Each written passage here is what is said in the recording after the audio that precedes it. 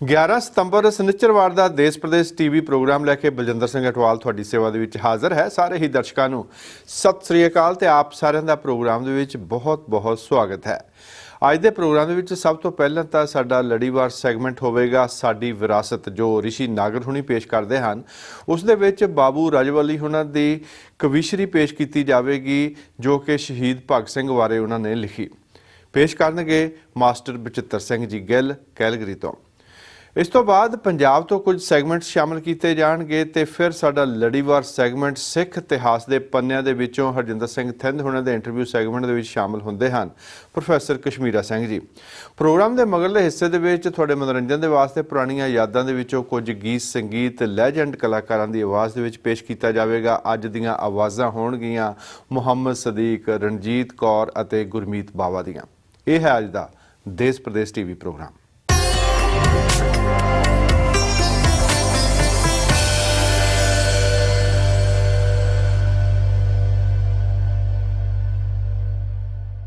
देश प्रदेश प्रोग्राम देख रहे सारे दर्शकों को मेरे वालों बहुत सत्कार सहित जी आयां नूं।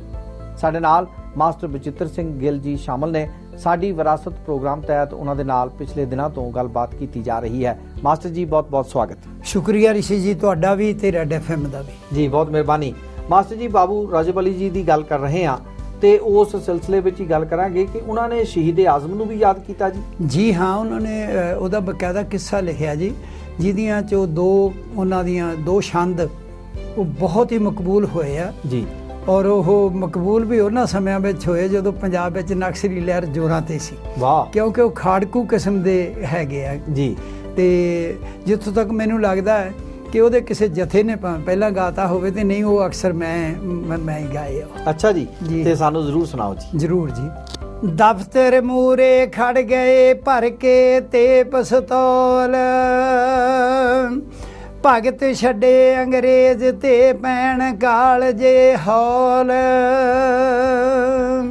ਕਿਉਂਕਿ ਉਸ ਨੌਜਵਾਨ ਲਹਿਰ ਦਾ ਆਗੂ ਭਗਤ ਸਿੰਘ ਸੀ। ਇਹ ਉਹ ਹੀਰੋ ਸੀ ਤੇ ਇਤਿਹਾਸ ਉਦੋਂ ਤੱਕ ਅਜੇ ਸਾਹਮਣੇ ਭਗਤ ਸਿੰਘ ਦੀਆਂ ਲਿਖਤਾਂ ਜਾਂ ਇਤਿਹਾਸ ਨਹੀਂ ਸੀ ਆਇਆ। ਇਸ ਲਈ ਬਾਬੂ ਜੀ ਨੇ ਭਗਤ ਸਿੰਘ ਨੂੰ ਹੀਰੋ ਦੇ ਰੂਪ 'ਚ ਪਹਿਲੇ ਨੰਬਰ ਤੇ ਉਹਦੀ ਗੋਲੀ ਦਾ ਜ਼ਿਕਰ ਕੀਤਾ ਜੀ। ਹਾਂਜੀ। ਟੋਲੀ ਆਣ ਸੜਕ ਤੇ ਅਟਕੀ, ਬੰਦ ਹੋ ਦਫ਼ਤਰ ਘੰਟੀ ਖੜਕੀ, ਗੌਰ ਨਾਲ ਲਾਉਣ ਸ਼ਿਕਾਰੀ ਟਾਲਾ, ਆਉਂਦਾ ਮੂਨਾ ਦੇ ਵਿੱਚ ਕਾਲਾ, ਚੱਕਿਆ ਗਲਾ ਉਹ ਤਾਹਾਂ ਨੂੰ, ਹੋਣੀ ਖੜੀ ਸਾਂਡ ਰਸ ਕੋਲੇ, ਗਿਣਨੇ ਲੱਗ ਪੀ ਸਾਹਾਂ ਨੂੰ, ਸਜਦੇ ਸੂਟ ਜਿਉਂ ਚੜਨ ਬਰਾਤਾਂ, ਗੱਭਰੂ ਖੜ ਗਏ ਲਾ ਕਰ ਘਾਤਾਂ, ਬਹੁਤੀ ਆਕੜ ਕਰੇ ਹੰਕਾਰੀ, ਲੱਤ ਨੂੰ ਵਲ ਕੇ ਹੁਬਕਲੀ ਮਾਰੀ, ਚੜ ਗਿਆ ਸਾਈਕਲ ਚੰਗੀ ਤੇ, 5 ਪਿਸਤੌਲਾਂ ਵਾਲੇ ਕਰਦੇ ਫੈਰ ਫਰੰਗੀ ਤੇ, ਛੱਡਤਾ ਭਗਤ ਜਵਾਨ ਨੇ ਭਰ ਕੇ ਪਾਇਆ ਸ਼ੋਰ, ਕਲਰਕਾਂ ਡਰ ਕੇ ਅੱਖੀਆਂ ਮੀਚਣ, ਸਾਈਕਲ ਭਿੜ ਗਏ ਚਿਰ ਤੋਂ ਟੋਪ, ਅੰਗਰੇਜ਼ੀ ਰਿੜ ਗਏ, ਸੁੱਚੀਆਂ ਟਾਈਆਂ ਲਿਬੜਦੀਆਂ, ਫਿਸੀਆਂ ਗੋਰੀਆਂ ਗੋਗਣਾ ਗੋਰੇ, ਅਧ ਪੱਗ ਚਿਬੜਦੀਆਂ, ਸਾਰਾ ਜੁੱਸਾ ਥਰ ਥਰ ਕੰਬ ਗਿਆ, ਫਟਿਆ ਰੋਜ਼ ਬਥੇਰਾ ਰੰਭ ਗਿਆ, ਹੋਣੀ ਫਿਰਦੀ ਰਤ ਦੀ ਪਿਆਸੀ, ਭੱਜ ਗਿਆ ਕਿਧਰੇ ਨੰਗ ਚਪੜਾਸੀ, ਵੇਚੇ ਪੈਣ ਪਤੰਗੀ ਤੇ, 5 ਪਿਸਤੌਲਾਂ ਵਾਲੇ ਕਰਦੇ ਫੈਰ ਫਰੰਗੀ ਤੇ, ਆ ਗਈ ਰਾਜ ਗੁਰੂ ਦੀ ਵਾਰੀ, ਪਿਸਟਲ ਭਰ ਕੇ ਗੋਲੀ ਮਾਰੀ, ਹੋ ਗਿਆ ਸ਼ਹਿਰ ਵਿਚਾਲੇ ਸਾਕਾ, 1/2 ਕੋ ਸੁਣੇ ਧਮਾਕਾ, ਰੁਗਮਸ ਕੱਢ ਲਿਆ ਗਰਦਨ ਦਾ, ਦਰਦ ਬਣਾਵਣ ਚੜ ਗਿਆ ਦਰਦੀ ਭਾਰਤ ਦਰਦਨ ਦਾ, ਦੋਵੇਂ ਮੌਰ ਵਿਚਾਲਿਓਂ ਪਾਟੇ ਲੱਗ ਗਏ ਰੱਤ ਦੇ ਪੈਣ ਸਰਾਟੇ ਪੈ ਗਿਆ ਗਲ ਚ ਟੀਪ ਟੋਪ ਦਾ ਫੀਤਾ ਪੀੜਾਂ ਲੱਗੀਆਂ ਹਾਏ ਹਾਏ ਕੀਤਾ ਚੀਰ ਬਣਾ ਤੇ ਸੰਗੀ ਤੇ ਪੰਜ ਪਿਸਤੌਲਾਂ ਵਾਲੇ ਕਰਦੇ ਫੈਰ ਫਰੰਗੀ ਤੇ ਫਿਰ ਸੁਖਦੇਵ ਚਲਾਤੀ ਗੋਲੀ ਰਾਹੀ ਪਾਉਂਦੇ ਕਾਮਾਂ ਰੌਲੀ ਸੌਰੀ ਟੀ ਟੀ ਕਰਦੀ ਜਾਂਦੀ ਰਾਜੀ ਕਿਚੜੂ ਝੁਰਦਾ ਗਾਂਧੀ ਰੰਗਣਾ ਚੜੀ ਜਵਾਹਰ ਨੂੰ ਐ ਅੰਗਰੇਜ਼ ਦਵਲ ਦਿਓ ਹਿੰਦੁਸਤਾਨੋਂ ਬਾਹਰ ਨੂੰ ਹੋ ਗਿਆ ਖੜਕਾ ਭੱਜ ਗਏ ਤੁੰਬੇ ਗਿਰਦੇ ਫਿਰਦੇ ਰੱਤ ਦੇ ਬੁੰਬੇ ਲਾਲ ਮਖਮਲਾਂ ਵਰਗੀ ਦੇਹੀ ਲੱਗ ਕੇ ਤੇਜ ਬਰੂਦਾਂ ਫੇਹੀ ਜੈਸੇ ਕਰਦ ਨਰੰਗੀ ਤੇ ਪੰਜ ਪਿਸਤੌਲਾਂ ਵਾਲੇ ਕਰਦੇ ਫੈਰ ਫਰੰਗੀ ਤੇ ਚੰਦਰ ਸ਼ੇਖਰ ਰੌਂਦ ਚਲਾਇਆ ਮਾਂ ਦੇ ਲਾਲਚ ਬਿਸਕੁਟ ਆਇਆ ਇਹ ਜਬੈਸਕੂ ਅਮਰੀਕਾ ਦਾ ਪਹਿਲਵਾਨ ਸੀ ਜਿਹਨੂੰ ਆਪਣੇ ਭਾਰਤੀ ਪਹਿਲਵਾਨ ਗਾਮੇ ਨੇ ਢਾਇਆ ਸੀ ਚੰਦਰ ਸ਼ੇਖਰ ਰੌਂਦ ਚਲਾਇਆ ਮਾਂ ਦੇ ਲਾਲਚ ਬਿਸਕੂ ਢਾਇਆ ਕਾਰਤੂਸ ਕੱਢਤਾ ਮੋਟੇ ਪੱਟ ਚੋਂ ਵਗਦੇ ਸੁਰਖ ਲਹੂ ਜੇ ਫੱਟ ਚੋਂ ਜਿਵੇਂ ਦਨਾਲੇ ਮੋਗੇ ਜੀ ਬਗਲੇ ਹਿੰਦ ਚੋਂ ਲਾਉਣੇ ਅਡਾਰੀ ਚੁਗਣ ਬਲੈਤੋਂ ਜੋਗੇ ਜੀ ਜਿਹੜੇ ਬੁੱਲ ਸਨ ਪਾਨੋਂ ਪਤਲੇ ਪਾੜਿਆ ਮਾਸ ਖੰਡਾ ਤੇ ਗਤਲੇ ਹੋ ਗਏ ਲੰਡਨ ਜੇ ਅੱਜ ਢੈਲੇ ਚੜ ਗਏ ਦੋ ਦੋ ਉਂਗਲਾਂ ਮੈਲੇ ਉਸ ਦੀ ਹਿੱਕ ਜਿਹੀ ਨੰਗੀ ਤੇ ਪੰਜ ਪਿਸਤੌਲਾਂ ਵਾਲੇ ਕਰਦੇ ਫੈਰ ਫਰੰਗੀ ਤੇ ਜੈ ਪਾਚਾਲ ਜੈ ਗੋਪਾਲ ਚਲਾਤੀ ਮਗਰੋਂ ਡੂੰਗਾ ਟੋਆ ਬਣਾਤਾ ਗਗਰੋਂ ਲੱਗ ਗਿਆ ਸੀਸ ਜਿਮੀ ਤੇ ਲੋਟਣ ਸੜਕਾਂ ਪੱਕੀਆਂ ਫਿਸ ਗਿਆ ਟੋਟਣ ਗੇੜਾ ਬੰਨ ਲਿਆ ਬਾਹਾਂ ਨੇ ਤੇ ਝਟ ਮਿਰਜ਼ੇ ਵਾਂਗੂ ਝੁਰਮਟ ਪਾ ਲਿਆ ਕਾਵਾਂ ਨੇ ਪਿੱਟ ਕੇ 10-15 ਸਾਲ ਧਾਂਦਲ ਬਾਬੂ ਗੋਰੇ ਟੱਪ ਗਏ ਚਾਂਦਲ ਪਿੱਟ ਕੇ 10-15 ਸਾਲ ਧਾਂਦਲ ਬਾਬੂ ਗੋਰੇ ਟੱਪ ਗਏ ਚਾਂਦਲ ਸਾਜੋਂ ਬਿਨਾ ਕਵੀਸ਼ਰ ਗੱਜਦੇ ਕਈ ਥਾਂ ਤੂੰਬੇ ਟਣ ਟਣ ਵੱਜਦੇ ਕਈ ਸੁਰ ਲਾਉਣ ਸਰੰਗੀ ਤੇ ਪੰਜ ਪਿਸਤੌਲਾਂ ਵਾਲੇ ਕਰਦੇ ਫੈਰ ਫਰੰਗੀ ਤੇ ਵਾਹ ਜੀ ਵਾਹ ਮਾਸਟਰ ਜੀ ਬਹੁਤ ਵਧੀਆ ਬਹੁਤ ਇਹ ਰਿਸ਼ੀ ਜੀ ਜਿਹੜਾ ਜੈ ਗੋਪਾਲ ਸੀ ਮਗਰੋਂ ਇਹ ਫਿਰ ਵਾਦਾ ਮੁਆਫ ਗਵਾਹ ਵੀ ਬਣ ਗਿਆ ਸੀ ਉਸ ਕੇਸ ਦੇ ਵਿੱਚ ਤਾਂ ਬਹੁਤ ਮਿਹਰਬਾਨੀ ਮਾਸਟਰ ਜੀ ਸ਼ੁਕਰੀਆ ਰਿਸ਼ੀ ਜੀ ਬਹੁਤ ਬਹੁਤ ਧੰਨਵਾਦ ਤੁਹਾਡਾ ਬਹੁਤ ਮਿਹਰਬਾਨੀ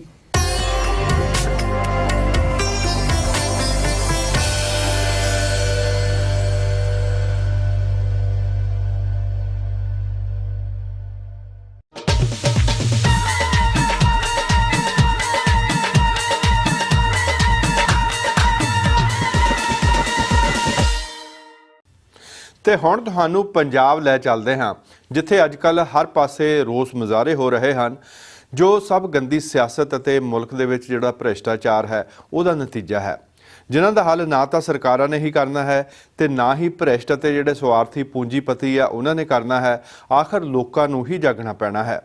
ਸਿਆਸਤ ਇੰਨੀ ਗੰਦੀ ਹੋ ਚੁੱਕੀ ਹੈ ਕਿ ਸਾਫ਼ ਸੁਥਰਾ ਸੂਝਵਾਨ ਵਿਅਕਤੀ ਜੋ ਹੈ ਇਸ ਵਿੱਚ ਪੈਣ ਦੀ ਜ਼ਰੂਰਤ ਹੀ ਨਹੀਂ ਕਰਦਾ ਪਰ ਐਸੇ ਲੋਕਾਂ ਨੂੰ ਜਾਗਰੂਕ ਕਰਨ ਲਈ ਅਤੇ ਸਿਸਟਮ ਨੂੰ ਸੁਧਾਰਨ ਲਈ ਯਤਨਸ਼ੀਲ ਰਹਿੰਦੇ ਹਨ। ਐਸਾ ਹੀ ਇੱਕ ਸੈਗਮੈਂਟ ਜਿਹੜਾ ਹੈ ਸਾਡੀ ਰਿਪੋਰਟਰ ਅਨੂਜਾ ਸ਼ਰਮਾ ਲੈ ਕੇ ਹਾਜ਼ਰ ਹਨ।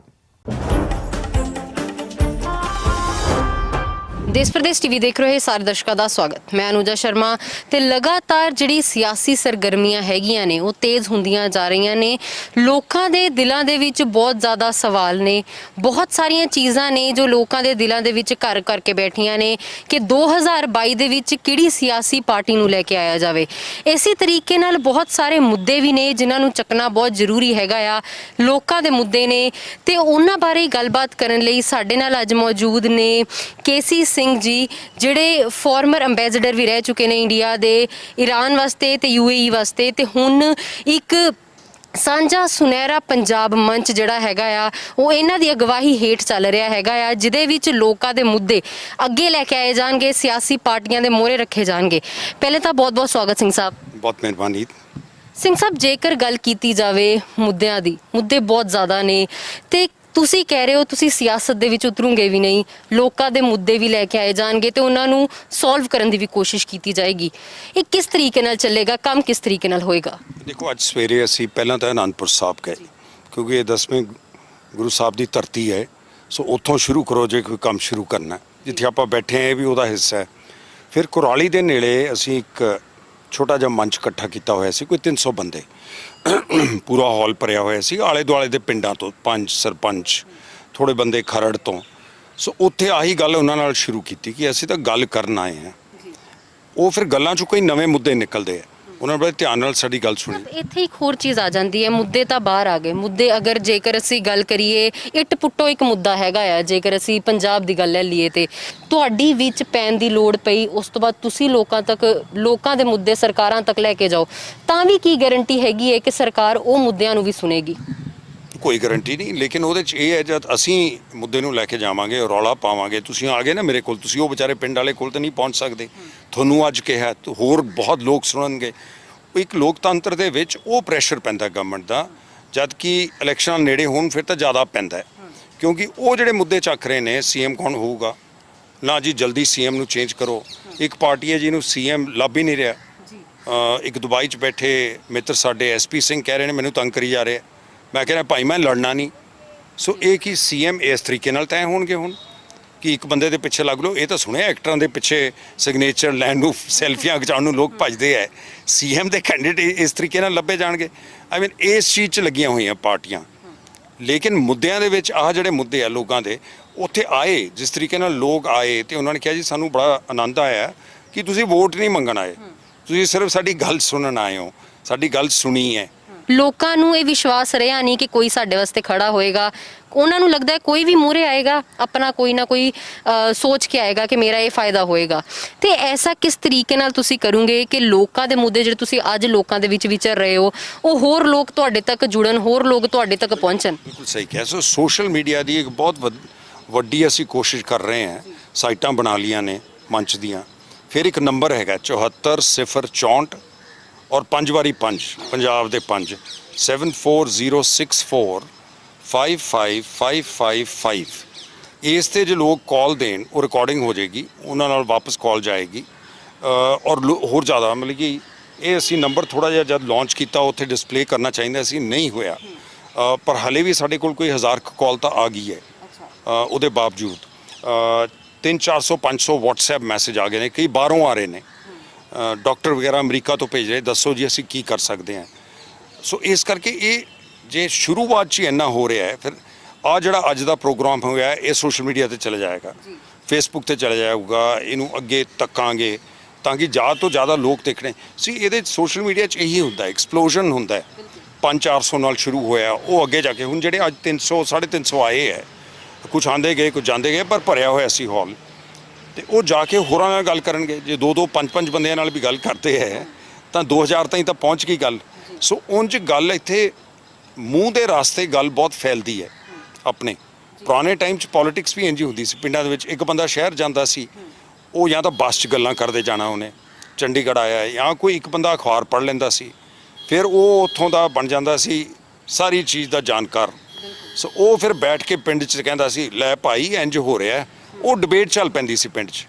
ਉਹਦੇ 'ਚ ਫਾਇਦਾ ਕੀ ਹੈ ਕਿ ਇਹ ਕਿਹਾ ਗਿਆ ਇੰਟਰਨੈਸ਼ਨਲੀ ਕਿ ਜੇ ਜ਼ਿਆਦਾ ਡਾਇਰੈਕਟ ਤੁਹਾਡੇ ਕੋਲ ਇਨਫੋਰਮੇਸ਼ਨ ਆਵੇ ਨਾ, ਫਿਰ ਲੋਕਾਂ ਨੂੰ ਗਲਤ ਅਸਰ ਪਾਉਣ ਦਾ ਤਰੀਕਾ ਲੀਡਰਾਂ ਲਈ ਆਸਾਨ ਹੋ ਜਾਂਦਾ ਹੈ। ਉਹਨਾਂ ਨੂੰ ਭੜਕਾ ਦਿਓ, ਸਾਰੇ ਦੇਸ਼ ਨੂੰ ਭੜਕਾ ਦਿਓ। ਫਿਰ ਉਸ ਵੇਲੇ ਉਹ ਸੋਚਦੇ ਨਹੀਂ, ਡਿਸਕਸ਼ਨ ਨਹੀਂ ਹੁੰਦੀ, ਡਿਬੇਟ ਨਹੀਂ ਹੁੰਦੀ, ਤਰੇੜਾਂ ਆ ਜਾਂਦੀਆਂ ਸੁਸਾਇਟੀ 'ਚ, ਉਹਦੇ ਨਾਲ ਵੀ ਵੋਟਾਂ ਪੈਂਦੀਆਂ।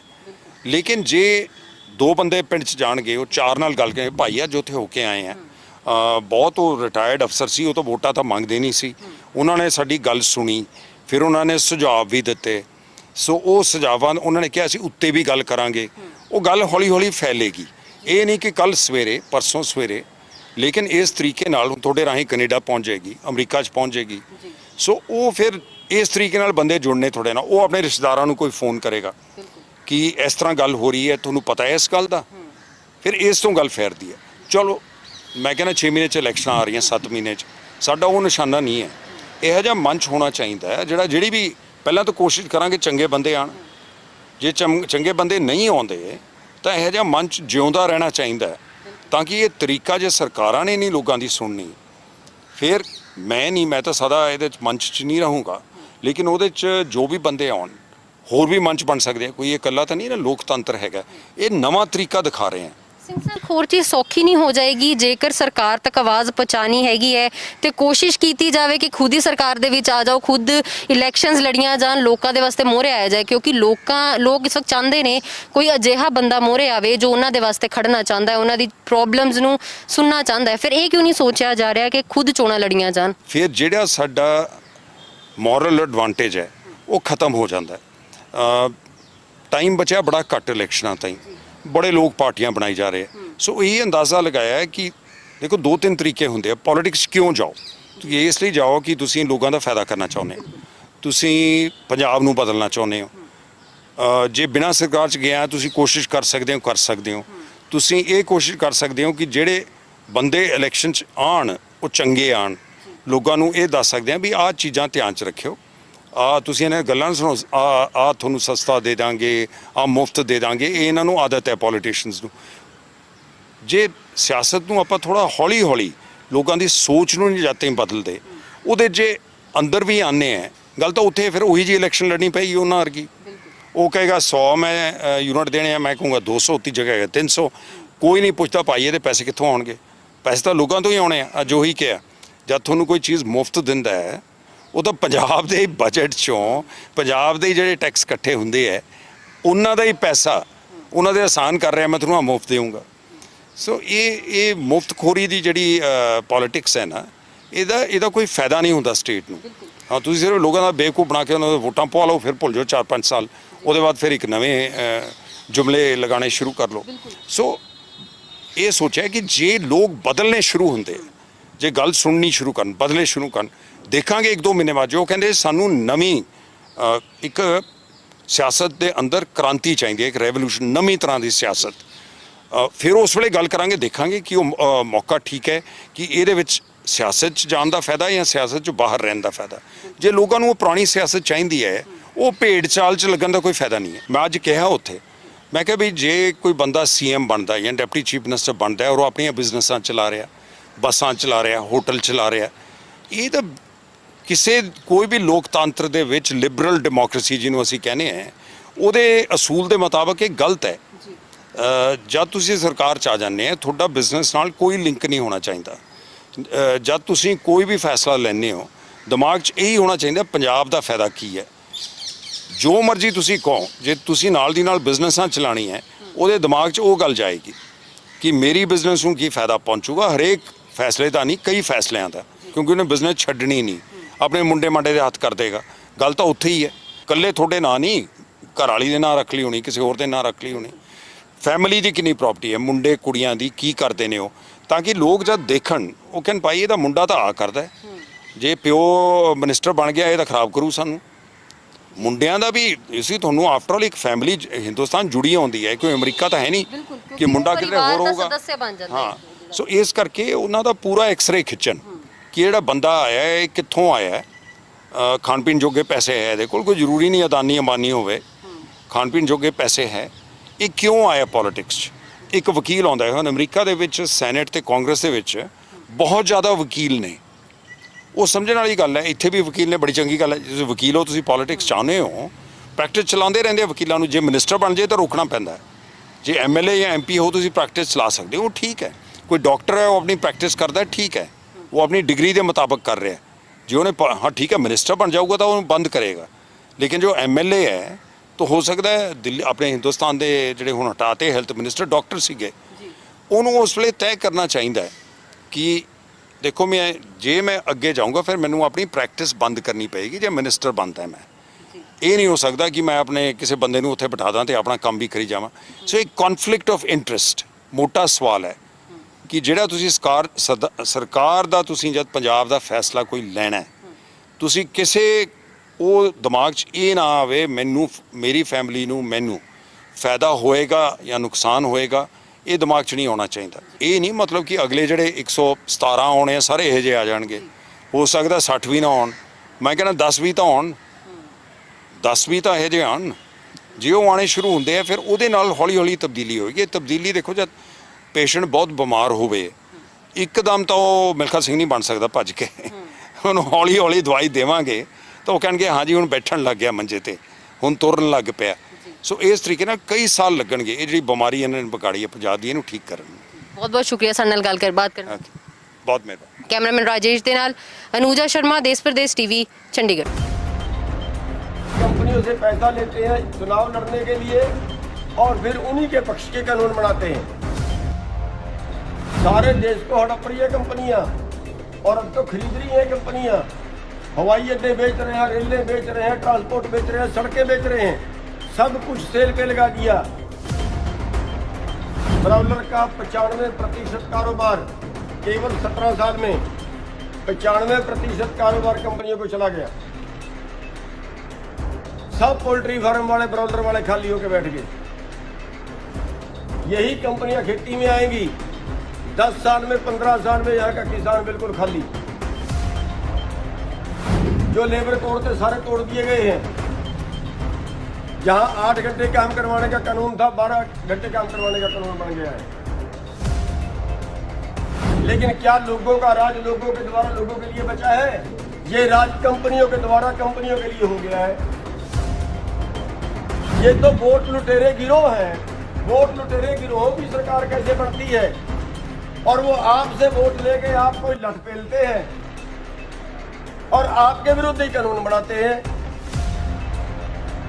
कि जिस भाई ने इस आंदोलन में साथ ना दिया हो, इस धर्म युद्ध में साथ ना दिया हो और वो आपके बीच आके उम्मीदवार बन जाए, उसको वोट मत डालो। एक तो उस ऊपर वाले पे विश्वास रखना है कि हम आंदोलन जरूर जीतेंगे और दूसरा जब तक हम जीतेंगे नहीं तब तक हम लड़ते रहेंगे चाहे मरे मौके। आपने गांव में आने का मौका दिया, आप सबका बहुत बहुत धन्यवाद। ਕਿਸਾਨ ਅੰਦੋਲਨ ਵੀ ਜਿਸ ਤਰ੍ਹਾਂ ਲੋਕਾਂ ਨੂੰ ਜਾਗਰੂਕ ਕਰ ਰਿਹਾ ਹੈ, ਆਜ਼ਾਦੀ ਦੀ ਦੂਸਰੀ ਲੜਾਈ ਦਾ ਰੂਪ ਧਾਰਨ ਕਰ ਚੁੱਕਾ ਹੈ। ਦੁਨੀਆ ਦਾ ਸਭ ਤੋਂ ਲੰਮਾ ਸਮਾਂ ਚੱਲਣ ਵਾਲਾ ਤੇ ਸ਼ਾਂਤਮਈ ਸੰਘਰਸ਼ ਹੈ। ਖੈਰ, ਪ੍ਰੋਗਰਾਮ ਦਾ ਮਾਹੌਲ ਬਦਲਦੇ ਹਾਂ। ਪੰਜਾਬ ਦੇ ਜੋ ਸਾਡੇ ਰਵਾਇਤੀ ਦਿਨ ਸੋਧ ਤਿਉਹਾਰ ਗਾਇਬ ਹੋ ਚੁੱਕੇ ਹਨ, ਸੱਭਿਆਚਾਰ ਦੇ ਵਿੱਚੋਂ ਵੀ ਬਹੁਤ ਕੁਝ ਗਾਇਬ ਹੋ ਚੁੱਕਾ ਹੈ, ਪਰ ਹੁਣ ਲੋਕਾਂ ਦੇ ਵਿੱਚ ਪੁਰਾਣੇ ਤਿਉਹਾਰ ਮਨਾਉਣ ਦੀ ਜਿਹੜੀ ਰੁਚੀ ਆ ਮੁੜ ਕੇ ਵੱਧ ਰਹੀ ਹੈ। ਮੇਰਾ ਪਿੰਡ ਫਰਾਲਾ ਹੈ ਜੋ ਜ਼ਿਲ੍ਹਾ ਨਵਾਂ ਸ਼ਹਿਰ ਦਾ ਜਿਹੜਾ ਕਿ ਸ਼ਹੀਦ ਭਗਤ ਸਿੰਘ ਨਗਰ ਕਿਹਾ ਜਾਂਦਾ ਹੈ, ਹੁਣ ਉਸ ਦੇ ਵਿੱਚ ਹੈ। ਉੱਥੇ ਹੁਣ ਸਾਲ ਦੇ ਵਿੱਚ ਕਈ ਤਿਉਹਾਰ ਤੇ ਪੁਰਬ ਮਨਾਏ ਜਾਂਦੇ ਹਨ, ਗੁਰਪੁਰਬ ਮਨਾਏ ਜਾਂਦੇ ਹਨ ਔਰ ਇਹਨਾਂ ਦੇ ਵਿੱਚੋਂ ਕੁਝ ਮਸ਼ਹੂਰ ਜਿਨ੍ਹਾਂ ਦੇ ਵਿੱਚ ਟੂਰਨਾਮੈਂਟ ਬਹੁਤ ਵੱਡੀ ਪੱਧਰ ਤੇ ਹੁੰਦਾ ਹੈ, ਛਿੰਝ ਪੈਂਦੀ ਹੈ, ਦੁਸਹਿਰਾ ਲੱਗਦਾ ਹੈ ਤੇ ਹੁਣੇ ਤੀਆਂ ਦਾ ਤਿਉਹਾਰ ਲੰਘ ਕੇ ਗਿਆ ਹੈ। ਸੋ ਪੇਸ਼ ਹੈ ਤੀਆਂ ਦੇ ਤਿਉਹਾਰ ਦੀਆਂ ਕੁਝ ਝਲਕੀਆਂ।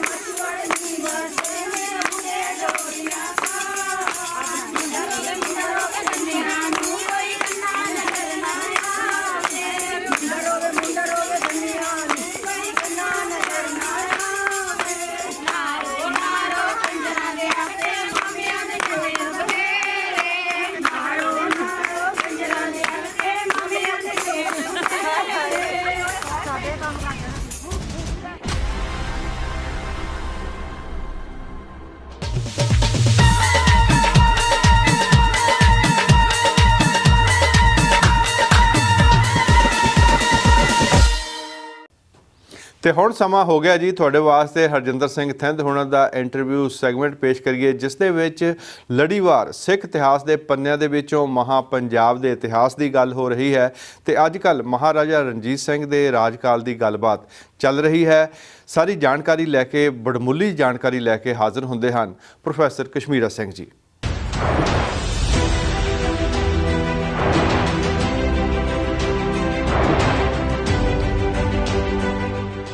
ਮਹਾਰਾਜ ਸਾਹਿਬ ਦੀ ਜ਼ਿੰਦਗੀ ਔਰ ਉਹਨਾਂ ਦੀ ਖਾਸ ਤੌਰ 'ਤੇ ਐਡਮਿਨਿਸਟ੍ਰੇਸ਼ਨ, ਮਿਸਲਾਂ ਨਾਲ ਉਹਨਾਂ ਦਾ ਕਿਵੇਂ ਨਜਿੱਠਿਆ ਅਤੇ ਉਹਨਾਂ ਦੇ ਬਾਕੀ ਦੇ ਜਿਹੜੀ ਫਲਸਫੇ ਬਾਰੇ, ਜੋ ਉਹਨਾਂ ਦੀ ਸੈਕੂਲਰਿਜ਼ਮ ਬਾਰੇ ਗੱਲਬਾਤ ਚੱਲੇਗੀ। ਪ੍ਰੋਫੈਸਰ ਕਸ਼ਮੀਰਾ ਸਿੰਘ ਜੀ ਸਾਡੇ ਸਟੂਡੀਓਜ਼ ਦੇ ਵਿੱਚ ਨੇ, ਉਹ ਇਹ ਗੱਲਬਾਤ ਕਰ ਰਹੇ ਨੇ। ਉੱਥੋਂ ਜਿਸ ਵੇਲੇ ਜਾ ਕੇ ਇਹਨਾਂ ਨੂੰ ਪੰਜਾਬ ਇੱਧਰ ਸਤਲੁਜ ਤੇ ਉਰਲੇ ਪਾਸੇ ਦੀਆਂ ਬਾਈ ਦਾ ਟਾਈਮ ਮਹਾਰਾਜਾ ਸਾਹਿਬ ਨੇ ਸਾਰੀਆਂ ਕਰ ਲਈਆਂ ਸੀ ਰਿਆਸਤਾਂ ਕੰਮ। ਪਰ ਉਹ 1800 ਮੈਂ ਦੱਸਾਂ ਜੀ 5 ਜਾਂ 6 ਦੇ ਵਿੱਚ 5-6 ਦੇ ਵਿੱਚ ਹੋਲਕਰ ਮਰਹੱਟਾ ਪੰਜਾਬ ਦੇ ਵਿੱਚ ਆਇਆ। ਉਹ ਹੋਲਕਰ ਨੇ ਮਹਾਰਾਜੇ ਨੂੰ ਕਿਹਾ ਵੀ ਤੇਰੀ ਵੀ ਪਾਵਰ ਬਹੁਤ ਤਕੜੀ ਆ, ਸਾਡੀ ਮਰਹੱਟਿਆਂ ਦੀ ਵੀ ਪਾਵਰ ਬਹੁਤ ਸੀ। ਹੋਲਕਰ ਨੂੰ ਅੰਗਰੇਜ਼ਾਂ ਨੇ ਉਸ ਵੇਲੇ ਹਰਾਤਾ ਸੀ। ਉਹ ਅੰਗਰੇਜ਼ਾਂ ਤੋਂ ਹਾਰ ਕੇ ਪੰਜਾਬ ਦੇ ਵਿੱਚ ਆਇਆ ਤੇ ਮਹਾਰਾਜਾ ਸਾਹਿਬ ਤੋਂ ਮਦਦ ਮੰਗੀ। ਉਹਨੇ ਕਿਹਾ ਵੀ ਆਪਾਂ ਇਕੱਠੇ ਹੋ ਕੇ ਜੇ ਲੜੀਏ ਤਾਂ ਅੰਗਰੇਜ਼ਾਂ ਨੂੰ ਹਿੰਦੁਸਤਾਨ ਚੋਂ ਕੱਢ ਸਕਦੇ। ਮਹਾਰਾਜਾ ਸਾਹਿਬ ਨੇ ਉਸ ਵੇਲੇ ਕਹਿੰਦੇ ਆ ਵੀ ਆਖਰੀ ਗੁਰਮਤਾ ਸੱਦਿਆ, ਉਹਨੇ ਦਾ ਸਰਬੱਤ ਖਾਲਸਾ ਸੱਦਿਆ ਤੇ ਗੁਰਮਤੇ ਦੀ ਗੱਲ ਕਰਕੇ ਤੇ ਉਹ ਤੋਂ ਬਾਅਦ ਉਹਨੇ ਸੱਦੇ ਹੀ ਨਹੀਂ। ਉਹ ਨਹੀਂ ਬਾਕੀ ਆਪਣੀ ਜਿਹੜੀ ਕੈਬਨਿਟ ਸੀ ਉਹਦੀ ਫਿਰ ਸਲਾਹ ਲੈਣ ਲੱਗ ਪਏ ਸੀ, ਗੁਰਮਤਾ ਉਹਨੇ ਬੰਦ ਕਰਤਾ। ਅੱਛਾ, ਮਹਾਰਾਜਾ ਸਾਹਿਬ ਜੇ ਗੁਰਮਤੇ ਦੀ ਹਿਸਟਰੀ ਮੈਂ ਦੱਸ ਦੇਵਾਂ, ਇਹ ਜਿਹੜਾ ਸ਼ੁਰੂ ਹੋਇਆ ਸੀ ਮਹਾਰਾਜਾ ਸਾਹਿਬ ਨੇ ਬੰਦ ਕਰਤਾ, ਉਹਨੇ ਸਰਬੱਤ ਖਾਲਸੇ ਦੀ ਵੀ ਬੰਦ ਕਰ ਦਿੱਤਾ ਜਾ ਕੇ। ਆਪਣੇ ਜਿਹੜੇ ਉਹਨਾਂ ਦੇ ਵਜ਼ੀਰ ਸੇ ਅਹਿਲਕਾਰ ਸੀ ਉਹਨਾਂ ਦੀ ਸਲਾਹ ਨਾਲ ਚੱਲਦੇ ਸੀਗੇ। ਅੱਛਾ ਜੀ, ਹਾਂਜੀ। ਤੇ ਉਹ ਜਾ ਕੇ ਜੀ ਉਸ ਦੇ ਵਿੱਚ ਮਹਾਰਾਜਾ ਸਾਹਿਬ ਨੇ ਫੈਸਲਾ ਕਰ ਲਿਆ ਵੀ ਇਹਦੀ ਮਦਦ ਨਹੀਂ ਕਰਨੀ ਤੇ ਮਦਦ ਨਹੀਂ ਕਰਦੇ। ਉੱਦਾਂ ਮਹਾਰਾਜਾ ਸਾਹਿਬ ਨੇ ਪ੍ਰਾਈਵੇਟ ਤੌਰ ਤੇ ਉਹਨੂੰ ਗਾਲ ਜੀ ਕੱਢ ਕੇ ਵੀ ਗਿਆ ਵੀ ਇਹ ਬੰਦਾ ਯਕੀਨ ਨਹੀਂ ਹੈ, ਇਹਨੂੰ ਵਿਸ਼ਵਾਸ ਨਹੀਂ ਕਰ ਸਕਦੇ ਤੁਸੀਂ ਹੋਲਕਰ ਦੇ ਉੱਤੇ। ਹੋਲਕਰ ਚਲਾ ਗਿਆ ਜੀ ਉੱਥੋਂ, ਅੰਗਰੇਜ਼ਾਂ ਹੋਲਕਰ ਚਲੇ ਗਿਆ। ਉਹ ਤੋਂ ਬਾਅਦ ਆ ਗਿਆ ਜੀ ਅੰਗਰੇਜ਼ਾਂ ਨੇ ਸੱਟ ਕੀਤਾ। ਅੰਗਰੇਜ਼ਾਂ ਨੇ ਇਹ ਜਿਹੜੇ ਰਾਜੇ ਸੀਗੇ ਸਤਲੁਜ ਤੋਂ ਪਾਰ ਕਰਦੇ, ਇਹ ਨਹੀਂ ਦੇਖਿਆ ਵੀ ਰਣਜੀਤ ਸਿੰਘ ਨੇ ਹੁਣ ਸਾਨੂੰ ਖਾ ਲੈਣਾ। ਫਿਰ ਰਣਜੀਤ ਸਿੰਘ ਨੇ ਬਾਕੀ ਉਧਰਲੇ ਸਾਰੇ ਤਾਂ ਜਿਹੜੇ ਮਿਸਲਾਂ ਸੀਗੀਆਂ ਕਰ ਲਈਆਂ ਕਾਬੂ, ਅਸੀਂ ਰਹਿੰਦੇ ਹਾਂ, ਇਹ ਹੁਣ ਸਾਡਾ ਵੀ ਟਾਈਮ ਆ ਗਿਆ। ਇਹ ਜਾ ਕੇ ਦੌੜ ਕੇ ਅੰਗਰੇਜ਼ਾਂ ਕੋਲ ਚਲੇ ਗਏ ਜੀ। ਇਹਨੇ ਅੰਗਰੇਜ਼ਾਂ ਨੂੰ ਕਿਹਾ ਵੀ ਤੁਸੀਂ ਸਾਨੂੰ ਪ੍ਰੋਟੈਕਸ਼ਨ ਦਿਓ। ਇਹ ਦੂਸਰੇ ਕਿਹੜੀ ਮਸਲਾ ਸੀ? ਇਹ ਫੁਲਕਿਆਂ ਮਿਸਲੇ ਸੀ, ਫੁਲਕਿਆਂ ਮਿਸਲ ਸੀ, ਜਿਹਦੇ ਪਟਿਆਲਾ, ਨਾਭਾ, ਜੀਂਦ ਇਹ ਸਾਰੇ ਆਉਂਦੇ। ਉਹਨੇ ਕਿਹਾ ਵੀ ਸਾਨੂੰ ਤੁਸੀਂ ਆਪਣੀ ਪ੍ਰੋਟੈਕਸ਼ਨ ਦਿਓ ਵੀ ਅਸੀਂ ਜਿਹੜੇ ਹੈਗੇ ਆ, ਅਸੀਂ ਜਿੱਦਾਂ ਤੁਸੀਂ ਜਿਹੜੇ ਹੈਗੇ ਜੋ ਸਾਡੇ ਜ਼ਿੰਮੇਵਾਰੀਆਂ, ਅਸੀਂ ਜੋ ਵੀ ਜਿਹੜਾ ਘੋੜੇ ਸਪਲਾਈ ਕਰਾਂਗੇ, ਇਹ ਕਰਾਂਗੇ, ਉਹ ਕਰਾਂਗੇ, ਜੰਗ ਵੇਲੇ ਮਦਦ ਕਰਾਂਗੇ, ਟਰੀਟੀ ਕਰ ਲੈਂਦੇ ਹਾਂ। ਸਾਡੇ ਨਾਲ ਤੁਸੀਂ ਟਰੀਟੀ ਕਰ ਲਓ ਤਾਂ ਅਸੀਂ ਹਰ ਤਰ੍ਹਾਂ ਤੁਹਾਡੇ ਨਾਲ ਹਾਂ, ਪਰ ਤੁਸੀਂ ਸਾਨੂੰ ਇਹ ਪ੍ਰੋਟੈਕਸ਼ਨ ਦੇ ਦਿਓ ਆਪਣੀ ਵੀ ਜੇ ਕੋਈ ਮਹਾਰਾਜੇ ਤੋਂ ਬਚਾਓ, ਸਾਨੂੰ ਸਹੀ ਮੈਨੇ ਜਾ ਗੱਲ ਸੀ, ਸਾਨੂੰ ਉਹ ਤੋਂ ਬਚਾਓ। ਅੰਗਰੇਜ਼ਾਂ ਨੇ ਪਹਿਲਾਂ ਤਾਂ ਅੰਗਰੇਜ਼ਾਂ ਨੇ ਸੋਚ ਸਾਚ ਕੇ ਮਗਰੋਂ ਡਿਸਾਈਡ ਕਰ ਲਿਆ। ਅੱਛਾ, ਤੇ ਡਿਸਾਈਡ ਕਰਕੇ ਤਾਂ ਮਹਾਰਾਜੇ ਨੂੰ ਸੁਨੇਹਾ ਭੇਜ ਦਿੱਤਾ, ਜਿਸ ਵੇਲੇ ਮਹਾਰਾਜਾ ਵੀ ਇਹ ਜਿਹੜੀਆਂ ਹੈਗੀਆਂ ਰਿਆਸਤਾਂ ਇਹ ਸਾਡੀ ਪ੍ਰੋਟੈਕਸ਼ਨ ਦੇ ਵਿੱਚ ਆ ਗਈ ਹੈ ਤੇ ਗਾਹਾਂ ਨੂੰ ਇਹਨਾਂ ਤੇ ਹਮਲਾ ਨਾ ਕੀਤਾ ਜਾਵੇ, ਕਿਉਂਕਿ ਇਹ ਸਾਡੇ ਛਤਰਛਾਇਆ ਹੇਠ ਹੈ, ਸਾਡੀ ਪ੍ਰੋਟੈਕਸ਼ਨ ਦੇ ਵਿੱਚ ਹੈ। ਅੱਛਾ, ਹੁਣ ਮਹਾਰਾਜੇ ਲਈ ਇਹ ਬਹੁਤ ਬੜਾ ਸਦਮਾ ਸੀ ਜੀ। ਹੁਣ 1809 ਦੇ ਵਿੱਚ ਜਾ ਕੇ ਮਹਾਰਾਜੇ ਸੇ ਉਸ ਵੇਲੇ ਦਰਬਾਰ ਦੇ ਵਿੱਚ 2 ਓਪੀਨੀਅਨ ਪੈਦਾ ਹੋ ਗਈਆਂ। ਇੱਕ ਤਾਂ ਓਪੀਨੀਅਨ ਜਿਹੜੀ ਸੀਗੀ ਦੀਵਾਨ ਮੋਕਜ ਲਾਈਨ ਸੀਗੀ, ਉਹ ਤਾਂ ਕਹਿੰਦੇ ਲੜੋ ਜੀ, ਅੰਗਰੇਜ਼ਾਂ ਨਾਲ ਹੁਣ ਫਸ ਕੇ ਦੇਖ ਲਓ ਜਾ ਕੇ ਵੀ ਅੰਗਰੇਜ਼ਾਂ ਨੂੰ ਵੀ ਪਤਾ ਨਹੀਂ ਹੈ ਵੀ ਇਹ ਵੀ ਜਿਹੜੇ ਹੈਗੇ ਆ ਇਹਨਾਂ ਨੇ ਇਸ ਵੇਲੇ ਲੜਾਈ ਹੁਣ ਕਰ ਲਓ, ਇਹ ਤਾਂ ਠੀਕ ਹੋਣਾ। ਹੁਣ ਇੱਦਾਂ ਜਗਣ ਵਾਲੀ ਹੈ, ਕਿਉਂਕਿ ਅੰਗਰੇਜ਼ਾਂ ਨੇ ਬੜਾ ਧਮਕੀ ਦੇ ਨਾਲ ਕਿਹਾ ਵੀ ਗਾਹਾਂ ਨਹੀਂ ਆਉਣਾ ਜਾ ਕੇ। ਉਹਨੇ ਕਿਹਾ ਜੀ ਵੀ ਖਾਲਸੇ ਦੀ ਬੜੀ ਬੇਇੱਜ਼ਤੀ ਹੈਗੀ ਜਾ ਕੇ। ਮਟਕਾਫ ਉਹਨੇ ਭੇਜਿਆ ਸੀਗਾ ਜੀ। ਮਟਕਾਫ ਦੇ ਨਾਲ ਫਿਰ ਜਿਸ ਵੇਲੇ ਇਹਦਾ ਦੀਵਾਨ ਮੋਹਕਮ ਚੱਲਣੇ ਗੱਲ, ਮਟਕਾਫ ਨੂੰ ਨੈਗੋਸ਼ੀਏਸ਼ਨ 'ਚ ਇੱਕ ਸਟੇਜ 'ਤੇ ਕਿਹਾ, ਉਹ ਕਹਿੰਦਾ ਮਟਕਾਫ ਨੂੰ, ਕਹਿੰਦਾ ਜਰਨੈਲ ਸਾਹਿਬ ਤੁਸੀਂ ਸਿੱਖ ਆਰਮੀ ਨੂੰ ਕਦੇ ਐਕਸ਼ਨ 'ਚ ਨਹੀਂ ਦੇਖਿਆ, ਤੁਸੀਂ ਸਿੱਖਾਂ ਨੂੰ ਕਦੇ ਲੜਦੇ ਨਹੀਂ ਕਹਿੰਦਾ ਦੇਖਿਆ। ਤਾਂ ਮਟਕਾਫ ਦਾ ਮੋਹਰੇ ਜਵਾਬ ਸੀ ਤੇ ਤੁਸੀਂ ਵੀ ਬ੍ਰਿਟਿਸ਼ ਸੋਲਜਰ ਨੂੰ ਕਦੇ ਲੜਦੇ ਨਹੀਂ ਦੇਖਿਆ। ਤਾਂ ਉਹਨੇ ਕਿਹਾ ਤੈਂ ਵੀ ਅੰਗਰੇਜ਼ ਸੋਲਜਰ ਤੁਸੀਂ ਕਦੇ ਦੇਖੇ ਨਹੀਂ ਹੈ ਲੜਦੇ ਵੀ, ਅਸੀਂ ਕਿੱਦਾਂ ਲੜਦੇ ਹਾਂ। ਖੈਰ ਆਪਸ ਵਿੱਚ ਲੜਦੇ ਦੀਵਾਨ ਦੇ ਵਿੱਚ ਕਈਆਂ ਨੇ ਇੱਦਾਂ ਵੀ ਹੋਇਆ ਵੀ ਮਹਾਰਾਜੇ ਵੱਲ ਨੂੰ ਬੰਗਾ ਸਿੱਟੀਆਂ ਜਾ ਕੇ ਵੀ ਪਰ ਹੁਣ ਤਾਂ ਅਸੀਂ ਮਰ ਗਏ, ਖਾਲਸੇ ਨੂੰ ਦਬਾ ਲਿਆ ਗਿਆ ਜਾ ਕੇ ਵੀ ਹੁਣ ਬਹੁਤ ਰੌਲਾ ਪਿਆ ਜੀ। ਰੌਲਾ ਪਿਆ। ਇਵੈਂਚੁਅਲੀ ਮਹਾਰਾਜੇ ਨੇ ਸੋਚਿਆ ਜੀ, ਸੋਚ ਕੇ ਮਹਾਰਾਜਾ ਅਕਸਰ ਇੱਕ ਫਿਕਰਾ ਕਹਿੰਦੇ ਹੁੰਦੇ ਸੀਗੇ, ਉਹ ਕਹਿੰਦੇ ਹੁੰਦੇ ਸੀ ਸਭ ਲਾਲ ਹੋ ਜਾਏਗਾ। ਇਹ ਫਿਕਰਾ ਆਮ ਕਹਿੰਦੇ ਹੁੰਦੇ ਸੀ। ਇਹਦਾ ਮਕਸਦ ਕੀ ਸੀ? ਇਹਦਾ ਮਕਸਦ ਇਹ ਸੀ ਜੀ, ਨਕਸ਼ੇ ਦੇ ਉੱਤੇ ਜਿੱਥੇ ਜਿੱਥੇ ਲਾਲ ਰੰਗ ਸੀ ਇਹ ਅੰਗਰੇਜ਼ਾਂ ਦਾ ਇਲਾਕਾ ਆ, ਤਾਂ ਮਹਾਰਾਜਾ ਸਾਹਿਬ ਕਹਿੰਦੇ ਹੁੰਦੇ ਸੀ ਵੀ ਸਭ ਲਾਲ ਹੋ ਜਾਏਗਾ। ਫਿਰ ਉਹਨੇ ਕਿਹਾ ਜਾ ਕੇ ਵੀ ਮਰਹੱਟਿਆਂ ਦੀ 2 ਲੱਖ ਫੌਜ ਸੀਗੀ, ਖੜੇ ਨਹੀਂ ਅੰਗਰੇਜ਼ਾਂ ਦੇ ਮੂਹਰੇ। ਤੇ ਇਸ ਕਰਕੇ ਆਪਣੇ ਲਈ ਬੈਟਰ ਹੁਣ ਇਹੀ ਆ ਵੀ ਇਹ ਜਿਹੜੀ ਇਹ ਸੰਧੀ ਕਰ ਲਈ। ਉਹ ਫਿਰ 1809 ਦੀ ਸੰਧੀ ਹੋ ਗਈ। ਉਹ ਅੱਛਾ 1809 ਦੇ ਵਿੱਚ ਫਿਰ ਮਹਾਰਾਜਾ ਸਾਹਿਬ ਸਤਲੁਜ ਤੋਂ ਪਾਰ ਨਹੀਂ ਜਾ ਸਕੇ। ਸਤਲੁਜ ਫਿਰ leader of the whole Khalsa ਨਹੀਂ ਉਹ ਬਣ ਸਕੇ। ਸਾਰੇ ਸਿੱਖਾਂ ਦਾ ਸਾਰੇ ਪੰਜਾਬ ਦਾ ਨਹੀਂ ਫਿਰ ਬਣ ਸਕੇ ਜਾ ਕੇ, ਜਿਹਨੂੰ ਕਹਿ ਸਕਦੇ ਕਿਉਂਕਿ ਤਾਂ ਉਧਰ ਚਲੇ ਗਏ ਸਾਰੇ। ਹਾਂ, ਉਹ ਸਾਰੇ ਉਧਰ ਚਲੇ ਗਏ, ਉਹ ਉਹਨਾਂ ਦੇ ਆਪਣੇ ਕਹਿ ਰਹੀ ਹੈ। ਹੁਣ ਇਸ ਟਰੀਟੀ ਦੇ ਉੱਤੇ ਜਾ ਕੇ ਬਹੁਤ ਇਹਦੇ ਤੇ ਜਿੱਦਾਂ ਕਹਿ ਲਓ ਇਹਦਾ ਐਨਾਲਿਸਿਸ ਹੋਇਆ ਬਹੁਤ। ਕੁਝ ਬੰਦਿਆਂ ਨੇ ਤਾਂ ਕਲੀਅਰ ਕੱਟ ਕਿਹਾ ਜੀ ਵੀ ਇਹ ਲੜ ਮਰਨ ਦਾ ਸਮਾਂ ਸੀ, ਇੱਥੇ ਮਹਾਰਾਜਾ ਸਾਹਿਬ ਜਿਹੜੀ ਕਮਜ਼ੋਰੀ ਦਿਖਾ ਗਏ। ਕੁਝ ਬੰਦੇ ਜਿਹੜੇ ਸੀਗੇ, ਕੁਝ ਮੇਰੇ ਵਰਗੇ ਜਿਹੜੇ ਸੀਗੇ ਜੀ, ਉਹ ਸਮਝਦੇ ਸੀ ਵੀ ਇਹ ਐਕਸਟ੍ਰੀਮ ਸਟੈਪ ਆਫ ਡਿਪਲੋਮੇਸੀ ਸੀ। ਇਹ ਮਹਾਰਾਜ ਦੀ ਜਿਹੜੀ ਸੂਝ ਦਾ ਸਿਰਾ ਸੀ ਵੀ ਉਸ ਬੰਦੇ ਦੀ ਫਾਰ ਸਾਈਟਡਨੈਸ ਕਿੰਨੀ ਸੀ ਜਿਹਨੇ ਟਰੀਟੀ ਕਰ ਲਈ।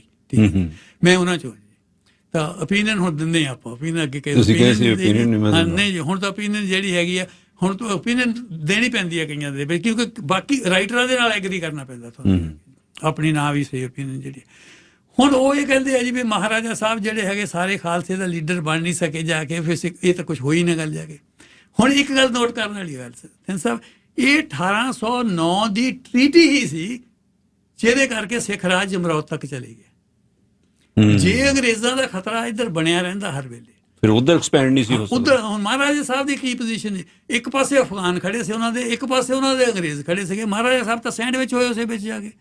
ਹੁਣ ਮਹਾਰਾਜਾ ਸਾਹਿਬ ਕੋਲ ਇੰਨੀ ਸ਼ਕਤੀ ਨਹੀਂ ਹੈ ਵੀ ਉਹ ਅਫਗਾਨਾਂ ਨੂੰ ਵੀ ਹਰਾ ਦੇਣ ਤਾਂ ਅੰਗਰੇਜ਼ਾਂ ਨੂੰ ਵੀ ਹਰਾ ਦੇਣ ਜਾ ਕੇ। ਉਹ ਅਫਗਾਨ ਤਾਂ ਇਹ ਮੌਕਾ ਦੇਖਦੇ ਬੈਠੇ ਸੀ, ਜਿਹੜੇ ਅਫਗਾਨ ਰੂਲਰ ਸੀ, ਵੀ ਮਹਾਰਾਜਾ ਸਾਹਿਬ ਕਿਸੇ ਉਲਝਣ ਦੇ ਵਿੱਚ ਫਸਣ ਤਾਂ ਅਸੀਂ ਫੇਰ ਨੂੰ ਅਟੈਕ ਕਰੀਏ ਜਾ ਕੇ। ਸੋ ਮਹਾਰਾਜਾ ਸਾਹਿਬ ਦੀ ਦੂਰਦਰਸ਼ੀ ਸੀ, ਉਹਨੇ ਇਹ ਦੱਸਿਆ ਵੀ ਬੈਟਰ ਇਹ ਆ ਅੰਗਰੇਜ਼ਾਂ ਨਾਲ ਸੁਲ੍ਹਾ ਕਰ ਲਓ ਤਾਂ ਅਫਗਾਨਾਂ ਦੇ ਨਾਲ ਜਾ ਕੇ ਜਿਹੜਾ ਹੈਗਾ ਇਹਨਾਂ ਨੂੰ ਜਿਹੜਾ ਹੈਗਾ ਇੱਕ ਪਾਸੇ ਲੜੋ ਜਾ ਕੇ। ਦੋਨਾਂ ਨੇ ਇੱਕ ਪਾਸੇ ਸ਼ੇਰ ਬੈਠਾ, ਇੱਕ ਪਾਸੇ ਬਘਿਆੜ ਬੈਠਾ, ਦੋਹਾਂ ਨਾਲ ਲੜ ਨਹੀਂ ਹੋਣਾ ਹੈ ਜਾ ਕੇ। ਸੋ ਮਹਾਰਾਜਾ ਸਾਹਿਬ ਨੇ ਇਹਨਾਂ ਨਾਲ ਸਮਝੌਤਾ ਕਰਕੇ ਉੱਧਰ ਨੂੰ ਫਿਰ ਵਿਸਥਾਰ ਕਰਨਾ ਸ਼ੁਰੂ ਕਰ ਦਿੱਤਾ ਜਾ ਕੇ। ਸਰ ਜਿਵੇਂ ਹੁਣ ਤੁਸੀਂ ਮਹਾਰਾਜਾ ਸਾਹਿਬ ਬਾਰੇ ਦੱਸ ਰਹੇ ਹੋ, ਇੱਕ ਰਾਜੇ ਦੇ ਤੌਰ ਤੇ ਤੁਸੀਂ ਉਹਨਾਂ ਨੂੰ ਲੈਂਦੇ ਆ, ਨਾ ਕਿ ਇੱਕ ਸੰਤ ਦੇ ਤੌਰ ਤੇ ਜਾਂ ਕੋਈ ਹੋਰ ਇਹੋ ਜਿਹਾ ਸ਼ਰਧਾ ਦਾ ਪਾਤਰ ਨਹੀਂ, ਸਗੋਂ ਇੱਕ ਰਾਜੇ ਦੇ ਤੌਰ ਤੇ ਫੌਜ ਕਿਹੋ ਜਿਹੀ, ਉਹਨਾਂ ਦਾ ਪ੍ਰਸ਼ਾਸਨ ਕਿਹੋ ਜਿਹਾ, ਦੂਜਿਆਂ ਨਾਲ ਜਿਹੜਾ ਮਿਲ ਵਰਤਨ ਕਿਹੋ ਜਿਹਾ, ਸੈਕੂਲਰਿਜ਼ਮ ਕਿਹੋ ਜਿਹਾ, ਉਹਨਾਂ ਦੇ ਬਾਰੇ ਜਿਹੜੀ ਹਰ ਰਾਜੇ ਦੇ ਸ਼ੌਕ ਵੀ ਹੁੰਦੇ ਆ। ਮਹਾਰਾਜਾ ਸਾਹਿਬ ਦੇ ਸ਼ੌਕ ਕਿਹੜੇ ਸੀ?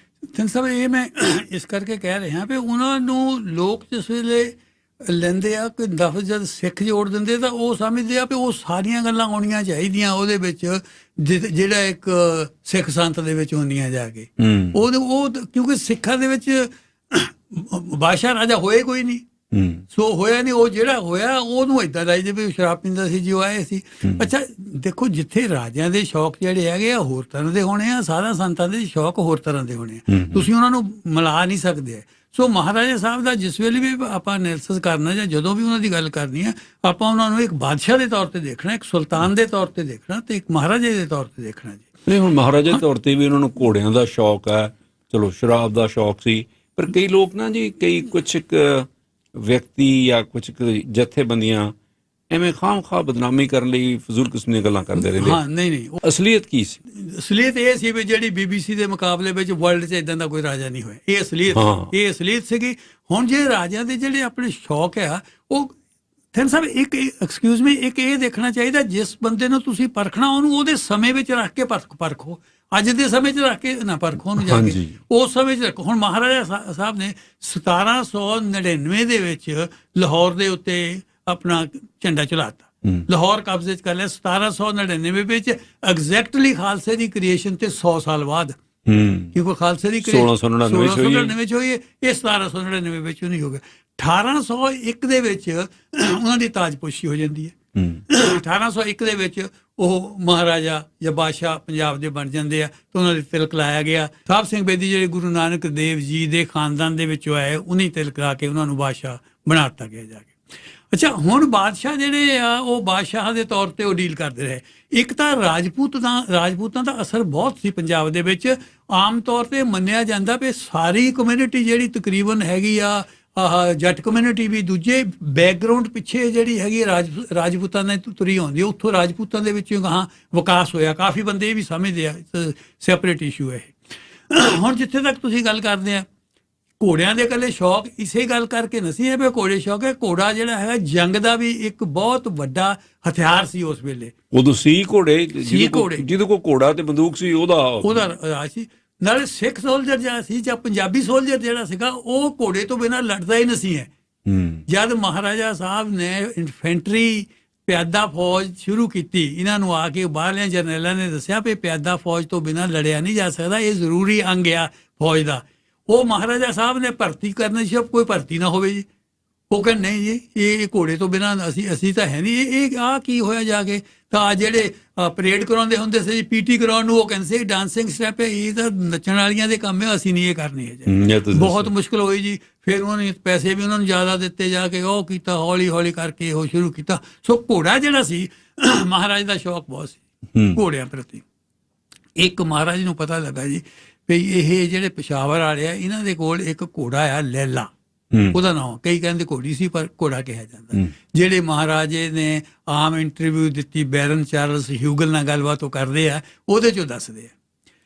ਉਹ ਕਹਿੰਦੇ ਵੀ ਮੇਰੇ ਚਿੱਤ ਸੀ ਵੀ ਇਹ ਜਿਹੜਾ ਘੋੜਾ ਕਿਸੇ ਨਾ ਕਿਸੇ ਤਰ੍ਹਾਂ ਇਹ ਹਾਸਲ ਕਰਨਾ, ਤੇ ਇਹ ਤੋਂ ਬਿਨਾਂ ਨਹੀਂ। ਉਹ ਕਿਹਾ ਜਾਂਦਾ ਜੀ ਵੀ ਉਹ ਖਰਿਆ 15-16 ਹੱਥ ਉਹਦੀ ਉਚਾਈ ਸੀ ਘੋੜੇ ਦੀ। ਹਾਂ, ਏਦਾਂ ਗਿੱਠਾਂ ਦੀ ਗਿੱਠ ਸੀ। ਉਹ ਕਹਿੰਦਾ, ਉਹ ਵੀ ਕਹਿੰਦਾ, ਉਹ ਜਿਹੜਾ ਬੈਰਨ ਚਾਰਲਸ ਹਿਊਗਲ ਸੀ ਉਹ ਫਿਰ ਘੋੜੇ ਨੂੰ ਮਹਾਰਾਜ ਕੋ ਆ ਕੇ ਦੇਖਣ ਵੀ ਗਿਆ ਜਾ ਕੇ। ਉਹ ਕਹਿੰਦਾ ਵੀ ਇੱਦਾਂ ਦਾ ਘੋੜਾ ਦੇਖਿਆ ਨਹੀਂ ਹੈ। ਅੱਛਾ, ਇਹ ਨਹੀਂ ਉਹ ਹੋਈ। ਗੱਲ ਕੀ ਹੋਈ ਜੀ? ਗੱਲ ਕੀ ਹੋਈ? ਮਹਾਰਾਜ ਨੇ ਉਹਨੂੰ ਦੱਸਿਆ ਵੀ ਇਸ ਘੋੜੇ ਨੂੰ ਪ੍ਰਾਪਤ ਕਰਨ ਦੇ ਲਈ 60 ਲੱਖ ਰੁਪਈਆ ਮੇਰਾ ਲੱਗਾ, 12,000 ਸਿਪਾਹੀ ਮੇਰਾ ਕੰਮ ਆਇਆ ਇਹਦੇ ਵਿੱਚ ਜਾ ਕੇ ਇਹਨੂੰ ਹਾਸਲ ਕਰਨ ਦੇ ਲਈ। ਇੱਕ ਘੋੜੇ ਨੂੰ ਸ਼ੌਕ ਸੀ। ਮਹਾਰਾਜ ਨੇ 1823 ਦੇ ਵਿੱਚ ਜਿਹੜਾ ਹੈਗਾ ਤੇ ਫਕੀਰ ਅਜ਼ੀਜ਼ੁਦੀਨ ਨੂੰ ਭੇਜਿਆ ਵੀ ਉਹਨਾਂ ਨੂੰ ਪਤਾ ਲੱਗਾ ਵੀ ਯਾਰ ਮੁਹੰਮਦ ਦੇ ਕੋਲ ਇਹ ਘੋੜਾ ਆ। ਹੁਣ ਮੈਂ ਤੁਹਾਨੂੰ ਥੋੜ੍ਹਾ ਇਹ ਦੱਸਦਾ। ਯਾਰ ਮੁਹੰਮਦ ਜਿਹੜਾ ਸੀ, ਮਹਾਰਾਜਾ ਸਾਹਿਬ ਨੇ ਪਿਸ਼ਾਵਰ ਦਾ ਗਵਰਨਰ ਬਣਾਇਆ ਸੀਗਾ। ਇਹ ਯਾਰ ਮੁਹੰਮਦ ਜਿਹੜੀ ਇੱਕ ਬਾਰਕਜ਼ਾਈ ਫੈਮਿਲੀ, ਬੜੀ ਫੈਮਿਲੀ ਸੀ, ਉਹਨਾਂ ਦਾ ਇੱਕ ਭਰਾ, ਇੱਕ ਦੋ ਮਹਾਰਾਜ ਨੇ ਪੱਟ ਲਏ ਸੀ ਵਿੱਚੋਂ ਜਾ ਕੇ, ਪੈਸੇ ਪੂਸੇ ਦੇ ਕੇ ਉਹਨੇ ਆਪਣੇ ਵੱਲ ਕਰ ਲਏ ਸੀਗੇ। ਤਾਂ ਉਹਨੂੰ ਕਹਿਤਾ ਤੈਨੂੰ ਗਵਰਨਰ ਬਣਾਉਂਦੇ। ਉਹਨਾਂ ਨੂੰ ਪਤਾ ਲੱਗਾ ਵੀ ਘੋੜਾ ਉਹ ਯਾਰ ਮੁਹੰਮਦ ਕੋਲ ਆ। ਉਹਨੂੰ ਭੇਜਿਆ ਫਕੀਰ ਅਜ਼ੀਜ਼ ਨੇ ਵੀ ਜਾ ਕੇ ਯਾਰ ਮੁਹੰਮਦ ਤੋਂ ਘੋੜਾ ਲੈ। ਯਾਰ ਮੁਹੰਮਦ ਮੁੱਕਰੇ, ਉਹ ਕਹਿੰਦਾ ਮੇਰੇ ਕੋਲ ਤਾਂ ਘੋੜਾ ਹੈ ਨਹੀਂ। ਤੇ ਮਹਾਰਾਜੇ ਨੇ ਫਿਰ ਬੁੱਧ ਸਿੰਘ ਦੇ ਕੋਲ ਜੀ ਫੌਜ ਭੇਜੀ। ਫਿਰ ਜਾ ਕੇ ਬੁੱਧ ਸਿੰਘ ਜਰਨੈਲ ਸੀ, ਉਹਨੂੰ ਭੇਜਿਆ। ਉਹਨੂੰ ਕਿਹਾ ਜਾ ਕੇ ਵੀ ਉਹਦੇ ਕੋਲ ਜਾ ਕੇ ਲੈ ਕੇ ਆ। ਤੇ ਜਦ ਯਾਰ ਮੁਹੰਮਦ ਕੋ ਗਏ ਤੇ ਯਾਰ ਮੁਹੰਮਦ ਕਹਿੰਦਾ ਜੀ ਭਈ ਉਹ ਲੈਲਾ ਤਾਂ ਮਰ ਗਿਆ। ਅੱਛਾ, ਉਹ ਘੋੜਾ ਮਰ ਗਿਆ। ਉਹਨੇ ਜਾ ਕੇ ਅੱਗੇ ਰਿਪੋਰਟ ਕੀਤੀ ਮਹਾਰਾਜੇ ਕੋ ਜੀ ਵੀ ਉਹਦਾ ਮਰ ਗਿਆ। ਮਹਾਰਾਜ ਸਾਹਿਬ ਕਹਿੰਦੇ ਨੇ ਝੂਠ ਬੋਲਦਾ, ਇਹ ਘੋੜਾ ਮਰਿਆ ਨਹੀਂ ਹੈ, ਇਹ ਦੇਣਾ ਨਹੀਂ ਚਾਹੁੰਦਾ ਹੈਗਾ ਜਾ ਕੇ। ਤੇ ਉਹਨੇ ਫਿਰ ਜਾ ਕੇ ਨਾ ਜੀ ਖੜਕ ਸਿੰਘ ਨੂੰ ਤੇ ਜਨਰਲ ਵੰਚੂਰੇ ਨੂੰ ਭੇਜਿਆ ਜਾ ਕੇ ਵੀ ਯਾਰ ਮੁਹੰਮਦ ਤੋਂ ਘੋੜਾ ਲਓ, ਜੇ ਘੋੜਾ ਉਹ ਨਹੀਂ ਮਿਲਦਾ ਤਾਂ ਫਿਰ ਯਾਰ ਮੁਹੰਮਦ ਨੂੰ ਚੱਕ ਦਿਓ, ਬਾਦਸ਼ਾਹ ਤੁਸੀਂ ਉਹਨੂੰ ਲਾ ਦਿਓ, ਤਦੂਆ ਕਰ ਦਿਓ ਜਾ ਕੇ। ਘੋੜਾ ਲੈ ਕੇ ਆਉਣਾ ਵੀ ਯਾਰ ਮੁਹੰਮਦ ਝੂਠ ਬੋਲਦਾ। ਤੇ ਉਹ ਫਿਰ ਗਏ ਜੀ ਫੌਜ ਲੈ ਕੇ। ਤਾਂ ਉਹਨੇ ਜਾ ਕੇ ਯਾਰ ਮੁਹੰਮਦ ਨੂੰ ਪਤਾ ਲੱਗਿਆ ਫੌਜਾਂ ਆ ਗਿਆ ਜੀ। ਉਹ ਯਾਰ ਮੁਹੰਮਦ ਉਹ ਵਿੱਚੇ ਆਪਣੇ ਗਵਰਨਰ ਛੱਡ ਕੇ ਜੀ ਉਹ ਯੂਸਫ ਸੇ ਪਹਾੜੀਆਂ ਜਾ ਕੇ ਲੁਕ ਗਿਆ। ਅੱਛਾ, ਤੇ ਉਹ ਕਹਿੰਦਾ ਵੀ ਘੋੜਾ ਨਹੀਂ ਦੇਣਾ ਹੈ ਕਿਸੇ ਤਰ੍ਹਾਂ। ਮਹਾਰਾਜਾ ਸਾਹਿਬ ਨੇ, ਉਹਦਾ ਦੂਆ ਭਰਾ ਸੀ ਸੁਲਤਾਨ ਮੁਹੰਮਦ, ਸੁਲਤਾਨ ਮੁਹੰਮਦ ਨੂੰ ਗਵਰਨਰ ਬਣਾਤਾ। ਸੁਲਤਾਨ ਮੁਹੰਮਦ ਨੂੰ ਕਿਹਾ ਜਾ ਕੇ ਵੀ ਘੋੜਾ ਦੇ ਜਿਹੜਾ ਹੈਗਾ। ਉਹ ਜਿਹੜਾ ਸੀ ਉਹਨੇ ਨਾ ਉਹਨੇ ਕਿਹਾ ਵੀ ਨਹੀਂ, ਫਿਰ ਉਹਨੂੰ ਵੀ ਅਰੈਸਟ ਕਰ ਲਿਓ ਜੇ ਨਹੀਂ ਦਿੰਦਾ। ਉਹ ਘੋੜਾ ਫਿਰ ਮਿਲ ਗਿਆ ਜੀ। ਅੱਛਾ, ਉਹ ਘੋੜਾ ਮਿਲ ਗਿਆ ਜੀ ਜਾ ਕੇ। ਉਹ ਫਿਰ ਜਿਸ ਵੇਲੇ ਘੋੜਾ ਲਿਆਂਦਾ ਗਿਆ ਜੀ ਤਾਂ ਲਾਹੌਰ ਦੇ ਵਿੱਚ ਫਿਰ ਜਸ਼ਨ ਹੋਏ ਜਾ ਕੇ ਜੀ। ਫਿਰ ਘੋੜਾ ਆ ਗਿਆ ਜੀ, ਜਿਹੜਾ ਲੈਲਾ ਜਿਹੜਾ ਆ ਗਿਆ। ਤੇ ਮਹਾਰਾਜ ਦੇ ਕੋਲ ਜਿਹੜਾ ਹੈਗਾ ਆ ਉਹ ਜਿਹੜੀ ਵਰਲਡ ਦੇ ਬੈਸਟ ਘੋੜੇ ਜਾਏ ਕਹਿੰਦੇ ਜਾ ਕੇ, ਉਹ ਘੋੜਾ ਕੋਈ ਮੁਕਾਬਲਾ ਨਹੀਂ। ਉਹ ਫਿਰ ਬੈਰਨ ਹਿਊਗਲ ਨੇ ਕਿਹਾ ਵੀ ਮੈਂ ਦੇਖਣਾ ਘੋੜਾ ਮਹਾਰਾਜ।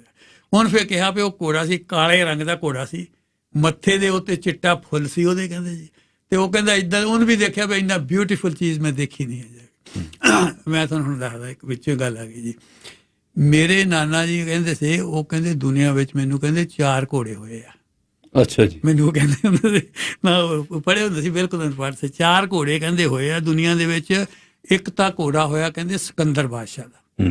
ਸਿਕੰਦਰ ਬਾਦਸ਼ਾਹ ਦਾ ਘੋੜਾ ਹੋਇਆ, ਬੌਸ ਫਾਲਸ ਉਹਦਾ ਨਾਂ ਸੀ, ਉਹਨਾਂ ਨੂੰ ਉਹਦਾ ਨਾਂ ਸੀ, ਮੈਂ ਬਾਅਦ ਚ ਦੇਖਿਆ। ਸਿਕੰਦਰ ਬਾਦਸ਼ਾਹ ਦਾ ਘੋੜਾ ਹੋਇਆ ਕਹਿੰਦੇ। ਤਾਂ ਇੱਕ ਮਹਾਰਾਜਾ ਰਣਜੀਤ ਸਿੰਘ ਕੋ ਘੋੜਾ ਹੋਇਆ ਕਹਿੰਦੇ, ਹੁਣ ਪਠਾਣਾ ਤੋਂ ਖੋਇਆ ਸੀ ਕਹਿੰਦੇ। ਇੱਕ ਉਹ ਘੋੜਾ ਹੋਇਆ ਕਹਿੰਦੇ। ਤੇ ਇੱਕ ਘੋੜਾ ਹੋਇਆ ਕਹਿੰਦੇ ਉਹ ਜੈਮਲ ਫੱਤੇ ਕੋ ਘੋੜਾ ਹੁੰਦਾ ਸੀ, ਉਹ ਕਹਿੰਦੇ ਉਹਦੀ ਕੋਈ ਰੀਸ ਨਹੀਂ ਸੀ। ਸੋ ਇਹ ਵਰਲਡ ਦੇ ਕਹਿੰਦੇ 3 ਘੋੜੇ ਹੋਏ ਆ, ਇਹਨਾਂ ਦੇ ਵਿੱਚੋਂ ਕੋਈ ਮੁਕਾਬਲਾ ਨਹੀਂ ਸੀ। ਪਰ ਜਿਹੜੇ ਘੋੜੇ ਦੀ ਕਹਿੰਦੇ ਮੈਂ ਗੱਲ ਕਰਨ ਲੱਗਾ ਉਹਦੇ ਮੁਕਾਬਲੇ 'ਚ ਕੁਛ ਵੀ ਨਾ ਸੀ। ਉਹ ਕਹਿੰਦੇ ਸੀਗੇ ਮਿਰਜ਼ੇ ਦੀ ਬੱਕੀ। ਮੈਂ ਵੀ ਕਹਿਣ ਲੱਗਿਆ ਹਾਂਜੀ, ਉਹ ਮਿਰਜ਼ੇ ਦੀ ਬੱਕੀ ਸੀ। ਔਰ ਮੇਰੇ ਨਾਨਾ ਜੀ ਸੱਚੀ ਯਕੀਨ ਕਰਦੇ ਸੀ। ਉਹ ਮੈਨੂੰ ਕਹਿੰਦੇ ਸੀ ਬਾਕੀ ਇਹ ਜਿਹੜੇ ਘੋੜੇ ਸੀ ਇਹ ਦੌੜਦੇ ਸੀ, ਬੱਕੀ ਉੜਦੀ ਸੀ। ਕਹਿੰਦੇ ਉਹ ਸੱਚੀ ਸਮਝਦੇ ਸੀ ਉੜਦੀ ਹੈ। ਉਹ ਕਹਿੰਦੇ ਬੱਕੀ ਉੜਦੀ ਸੀ। ਸੋ ਦੁਨੀਆ ਦੇ ਵਿੱਚ ਅੱਜ ਤੱਕ ਬੱਕੀ ਦਾ ਕੋਈ ਮੁਕਾਬਲਾ ਨਹੀਂ ਹੋਇਆ ਜਾ ਕੇ। ਤਾਂ ਆਪਾਂ ਖੈਰ ਚਲੋ ਲੈਲਾ ਦੀ ਗੱਲ ਕਰ ਰਹੇ ਸੀ। ਤਾਂ ਮਹਾਰਾਜਾ ਸਾਹਿਬ ਦੇ ਕੋਲ ਉਹ ਘੋੜਾ ਆਇਆ। ਇਹੋ ਜਿਹੇ ਸ਼ੌਕ ਵੀ ਸੀ। ਇਹ ਸ਼ੌਕ ਸੀਗੇ ਉਹਨਾਂ ਦੇ।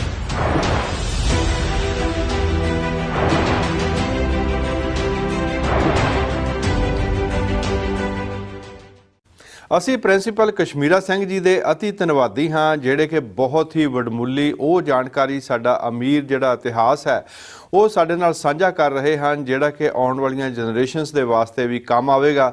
ਐਸਾ ਇਤਿਹਾਸ ਜਿਸ ਨੂੰ ਕਿ ਸਾਡੇ ਇਤਿਹਾਸਕਾਰ ਵੀ ਅੱਖੋਂ ਪਰੋਖੇ ਕਰਦੇ ਰਹੇ ਹਨ ਤੇ ਸਾਡੇ ਪ੍ਰਚਾਰਕ ਵੀ। ਇਸ ਦੀ ਅਗਲੀ ਕਿਸ਼ਤ ਅਗਲੇ ਹਫ਼ਤੇ ਦੇ ਪ੍ਰੋਗਰਾਮ ਵਿੱਚ ਪੇਸ਼ ਕੀਤੀ ਜਾਵੇਗੀ।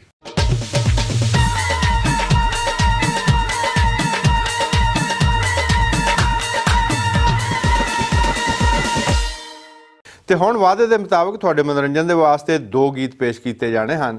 ਸਾਡੇ ਦਰਸ਼ਕਾਂ ਦਾ ਆਮ ਤੌਰ ਤੇ ਇਹੀ ਸੁਝਾਅ ਹੁੰਦਾ ਹੈ, ਉਹਨਾਂ ਦੀ ਮੰਗ ਇਹੀ ਹੁੰਦੀ ਹੈ ਕਿ ਪ੍ਰੋਗਰਾਮ ਦੇ ਵਿੱਚ ਪੁਰਾਣੇ ਯਾਦਗਾਰੀ ਗੀਤ ਸ਼ਾਮਲ ਕੀਤੇ ਜਾਣ, ਕਿਉਂਕਿ ਉਹ ਉਹਨਾਂ ਨੂੰ ਬਹੁਤ ਘੱਟ ਵੇਖਣ ਸੁਣਨ ਨੂੰ ਮਿਲਦੇ ਹਨ।